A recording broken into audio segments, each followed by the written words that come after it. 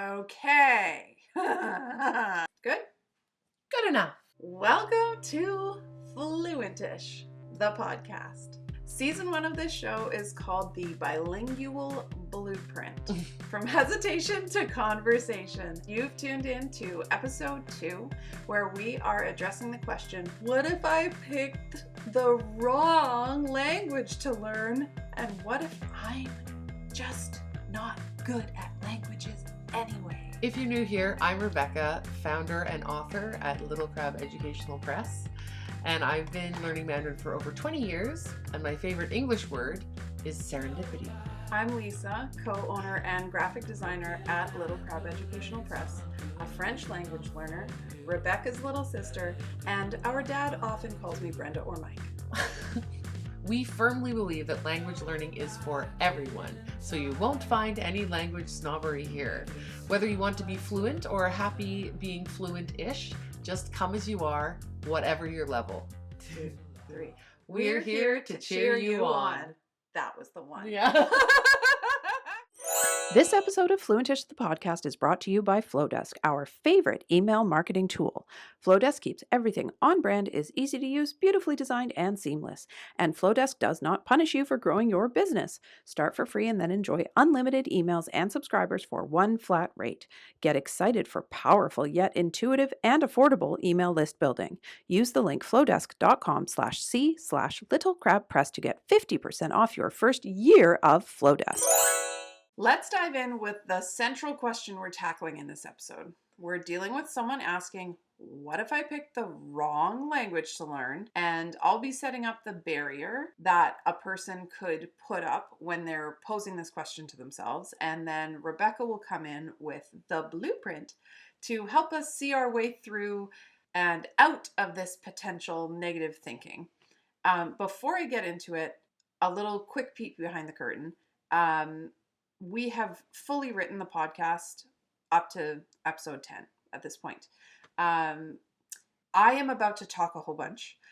In future episodes, this section will not have me talking a whole bunch, but we wanted to give you a little peek at our thought process and the kind of conversations that we have had to establish the content of this podcast for you. So here we go. So Rebecca, as with all things, we humans can find reasons to doubt or worry about the choices we make when it comes to language learning. Deciding to learn a language means you're making a commitment to something that comes with an investment of your precious time. And provided you aren't required to learn it for work or a non-elective school scenario, is also pretty personal. The pursuit of learning something new is so often fraught with a good deal of emotion, yet so many of us feel language learning is a worthwhile pursuit. I can imagine some learners who are a few short days, weeks, or even months into learning could be questioning whether they've selected the right language for themselves. Or someone may not have even begun for fear of starting down a path with a language that they may come to feel they're struggling with. There are all manner of things we could feel a struggle against when it comes to our choice of which language to learn.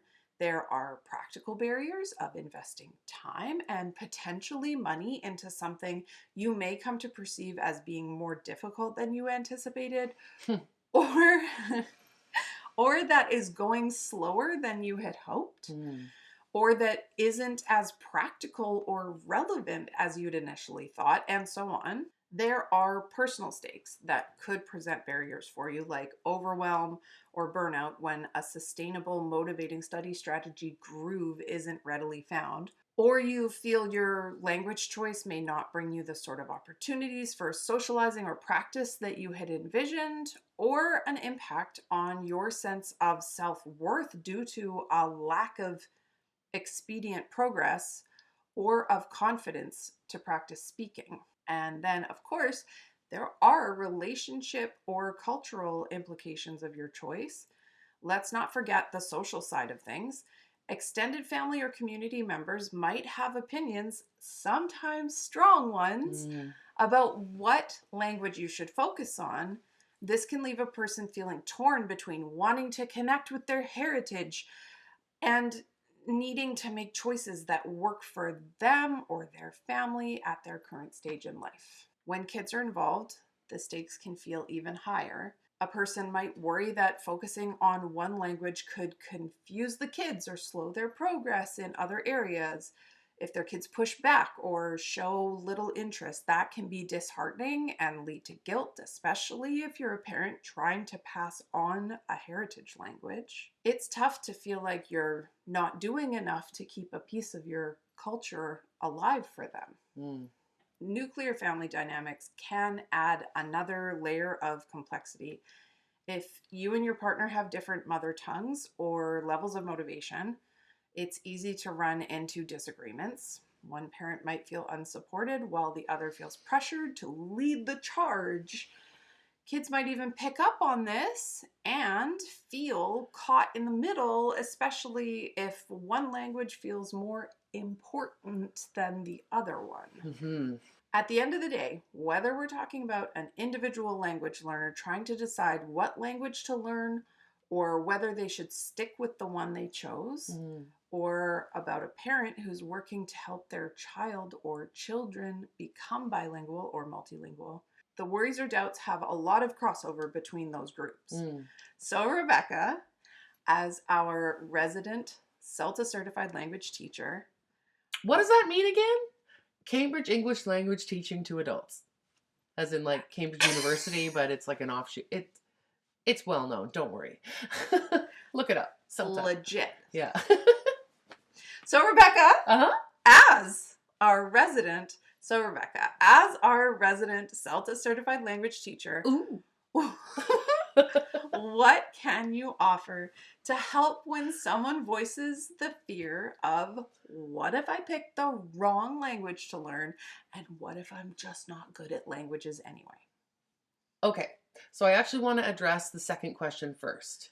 When people say they are no good at languages, I always wonder how they were taught whatever languages they were trying to learn. If they are monolingual and are making a joke that they are no good at, in this case, English, the joke about English is we native speakers know it's not easy to learn. I still don't think that's a good evidence that someone is no good at learning languages. And it makes me question how they arrived at their decision about which languages to try. So here's the blueprint. First of all of those concerns you mentioned, if I may mix the gut and the head here, kind of feel like they're logical, right? So it makes sense that people think or feel those worries. Our lifetimes are finite, so we worry our decisions could lead to the dreaded wasted time. Dun, dun, dun. Okay, so to address that, I'll briefly mention a speaker and author named Byron Katie. She's the founder of something she calls The Work, which is a self-inquiry method designed to help individuals identify and question thoughts that cause stress. Right. She became widely recognized after a personal experience with depression back in 1986, which led her to develop a framework for cultivating peace and clarity. She's written several best-selling books, including one called Loving What Is and A Mind at Home with Itself. And she offers tools for achieving mental and emotional well-being. I am not recommending nor not recommending her. I've found a lot of insight from her, but I'm not trying to suggest that anyone use any one particular style of mental health framework. Yeah, exactly. This is just to set up that one of her kind of revolutionary philosophies is that there is no such thing as wasted time.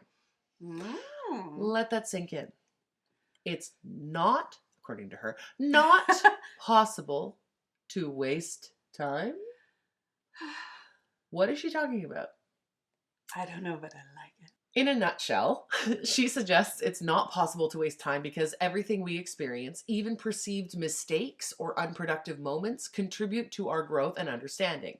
She encourages acceptance of the present moment as it is, viewing all experiences as necessary steps in our personal journey. In her framework, resistance to what is such as regretting time spent on something, creates unnecessary suffering. Instead, embracing the reality of how time was spent allows us to find peace and then learn from every situation, according to her. Yeah. This is kind of tied to the idea that the things that are for you will come to you, whether by the universe, God, or whatever you personally believe. And things that are not for you will not come.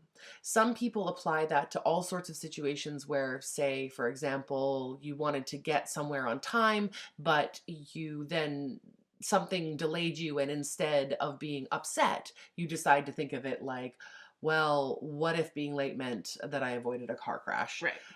What would have happened if I had been on time? So there are whole podcasts dedicated to that kind of positive thinking theory stuff. Right. So I won't go into it too much further other than to say this. But my initial point here is that it might be helpful to consider if wasted time is even real. It's a little comforting. It's weird, a weird thought, I know, but it's why I brought up Byron Katie. So if you want to do more reading on it, she's a place you can start. But generally, people will tell you that they realize sometimes the reason something was a struggle is when it was later revealed to have a greater purpose, such as the opportunity to learn from mistakes. Right. Another point I want to make is that if you start one language and change your mind, I argue that you still benefited from trying the one you ultimately decided to abandon. Here are the areas of the brain that are activated and benefit from learning languages. Cool. The hippocampus, prefrontal cortex, Broca's area, Wernicke's area, basal ganglia, angular gyrus, cerebellum, and that's it. So in terms of your brain health, which is a great reason to try to learn another language, Right. it doesn't matter which language you pick. Those areas of the brain will thank you regardless of whether you ended up going with Italian over Russian and so on. The brain's neuroplasticity, which is its ability to recognize and form new neural connections, means that learning a second language or additional language strengthens these areas and can improve cognitive abilities such as problem solving, memory, and multitasking. Bilingualism is also linked to a delayed onset of cognitive decline and dementia, as it keeps the brain more agile and adaptable. All in all, this is kind of the foundation of the blueprint, taking on the mindset that basically it's kind of impossible to waste time on the wrong language because many important benefits will still be gained just because you tried, some of which you can't be fully aware of until they arrive, if you will. And even if you don't buy into the idea that there is no such thing as wasted time, perhaps you can at least keep your stress and anxiety at bay by thinking that you can't know in the moment whether or not what you are doing or learning is a waste of time until more time has passed. Right. So ideally, that will help you live in the moment and not prejudge your experience, rendering you unable to just enjoy the ride. I would also posit that the more languages you try, the more you learn about culture and alternative ways of thinking and expression. Absolutely. Such that if you start off as a bit of a language tourist, just kind of sampling different ones until you find one you want to commit to, being exposed to the structures of different languages can help you gain a greater appreciation of the one you ultimately decide to focus on. For example, I took a 3-week Spanish course in the summer in university, which is how I learned that while English has 12 verb tenses, which I already knew from being an ESL teacher. For Spanish, when you include the indicative, subjunctive, and imperative moods and account for the various verb forms and tenses used within each mood, it is said that Spanish has 18 verb tenses. Meanwhile, Mandarin has none because it relies on context and time markers like adverbs and time words to indicate when an action or actions happen. So yes, trying Spanish on for size made me appreciate Mandarin even more. And I still don't think that the time I worked on Spanish was a waste at all. Of course. Now, I recognize that what I've said so far is a little more useful to people who are trying to pick up a new language for pleasure as opposed to out of necessity. Sure. Such as for work or when you want to pass on your heritage language to your kids. Right. But the core concept still applies. The question of the episode is, what if I picked the wrong language to learn? And I invite you to consider that trying any language is better than none at all. And if you have the option to move on if you lose interest with one, it doesn't mean you just aren't good at languages. Right. If your kids don't continue with your heritage language on their own when they grow up, you still have enriched their lives and their brains by trying to teach them, and they may be better at picking up an additional language that they choose to learn on their own because of your efforts. Right. Fear of struggle. You've started, you're beginning to see the road ahead, and you worry because it's starting to look bumpy. Remember, there's no magic bullet, and any language is going to feel like a struggle at times. If you aren't struggling, then you probably aren't learning anything new. So struggle in language learning does not automatically equal stalling. Sometimes it actually means you're progressing. Ha! That said, I do believe it is possible to ease your language learning process when it's by choice by first putting the decision through a fun, word nerdy evaluation criteria that we are itching to show you next time. So stick around for episode 3, where we dive into one big answer to, but how do I pick the right languages for me? And that brings us to a little segment where we highlight something in language learning culture, or the like, that we love or we want to just go away. In the spirit of our respective second languages, we call this segment "Oh la la" or "Boo boo boo." If it's something we love, we'll give it an "Oh la la." But if it's something we want to put an end to, we'll give it a "boo boo boo," which means no, no, no in Mandarin, but it's also conveniently like boo sounds in English. For today's episode, Rebecca will be sharing her thoughts. Today I'm highlighting a boo boo boo, which is the snobby attitude that, I mean, I guess some people can have to your face if they're learning the same language as you or they're a native speaker. Okay. But I'm not talking about when people are being like rude to immigrants. I'm talking about when Which you're boo, boo, supposed boo. to be Very boo. Yes, so boo. I am talking about when, you know, in and amongst all equals, as far as we're all language learners here. I think that that kind of attitude of like projecting onto other people that, you know, oh, your whatever language isn't so good, you know, or mine's better or whatever, doesn't help anybody. And we should be able to feel free to shop around different languages and try them on for size and screw up the pronunciation without people thinking that you're being rude. One of the weird things about language learning is it's in this kind of weird gray area where, like, you know, in comedy, for example, it's now considered inappropriate to take on an accent that isn't yours and make people feel like you're making fun of that culture because you're speaking in that accent. Right. Which is sort of unfortunate because you also want to be able to have different types of voices be comedic and be, you know, you want to have people who genuinely have different accents get to be on shows and be funny, and the joke is enhanced by the sound of their voice, the tone of their voice, the way that they pronounce something, but the audience isn't laughing at them for their accent. Right. They are laughing with them because they're a good actor, and it's just everything about the way that they delivered that line was, you know. Right. So when you're a language learner, you have to do this kind of mimicking at first, you know, and depending on the language that you're trying to learn, that can be really embarrassing, especially if you're, you know, if it's a language that people who look like you get called out for saying you're aping something, right?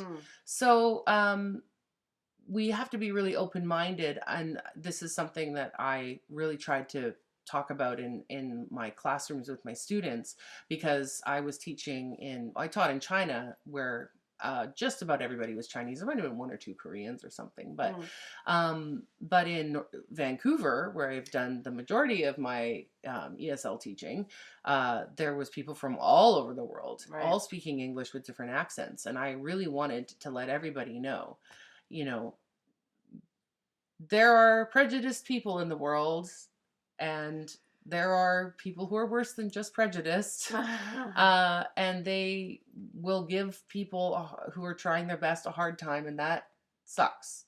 But there are people like me in the world who, if you were to immigrate to Canada and be an immigrant and never lose your accent, I am here to tell you that your Chinese Canadian accent, your Iranian Canadian accent, your, you know, pick a different country, I don't know, Fijian Canadian accent is a legitimate English accent because you've learned English and you're communicating to other people and they understand you.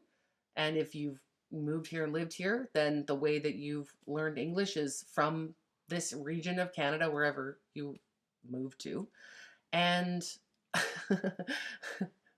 I just thought of like different cultures mixing with the Newfie accent. Because it's the opposite side of the country of us. I love we when sound that a little bit happens. Californian, I think.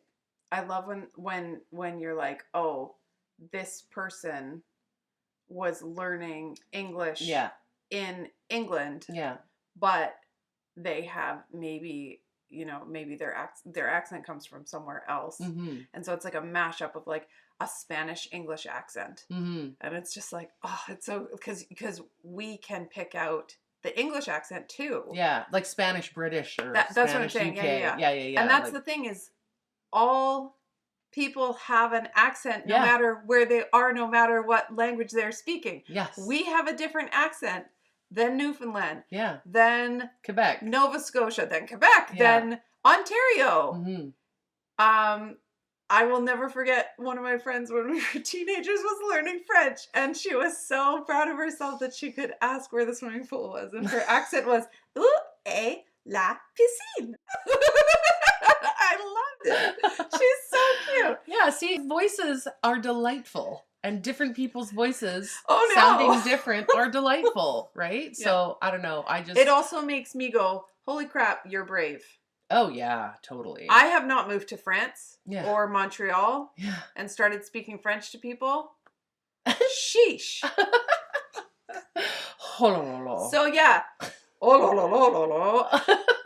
Boo, boo, boo to poo-pooing accents. Exactly. And just general language snobbery altogether. That was my main point. We actually are going to have an episode about accents, so we'll be talking about this in a little bit more depth. But people can be snobby about, grammar and all sorts of parts of other people learning languages, and they just need to get over it, darn it.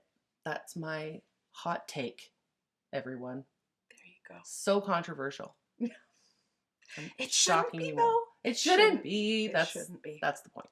And now we're going to love you and leave you with our last segment, Your Joy Builder.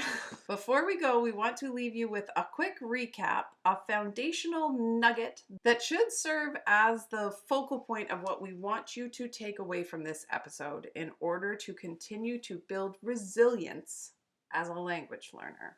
As we close out this episode, we want you to remember that just about all experience with language learning is relevant and good for your brain, so don't worry about wasting time. If you found value in today's episode, you'll find show notes and links at our website, littlecrabpress.ca, which is also home to our little freebie library, and so much more. If you haven't already subscribed, make sure you tap that button to keep on breaking new ground in your language learning. Lastly, please take a moment to review the show on your podcast app, or to send this episode to someone you think could use it. It all helps us continue to build a safe space for the fluent and fluentish that is free of snobbery and filled with joy. Before we go, that wasn't an accent. And now, I had crazy eyes. And now, crazy eyes. Fluentish, the podcast, is brought to you by Little Crab Educational Press. Thank you to the language learning communities on Blue Sky, Reddit, and Instagram for sharing openly about the struggles that people have to overcome to persevere in the pursuit of becoming fluent or fluentish in an additional language. Remember to subscribe, rate, review, and share from wherever you get your podcasts. This show is edited and produced by Rebecca Juten with graphic design and support work provided by Lisa Zach, both of whom also research, write, and host each episode. The theme music is by the Canadian duo Milk Fangs. Hear more from them on bandcamp.com. Fluentish the podcast is recorded remotely between Victoria and Vancouver, which sit in the unceded traditional territories of several Coast Salish nations, across which we are grateful to live and work.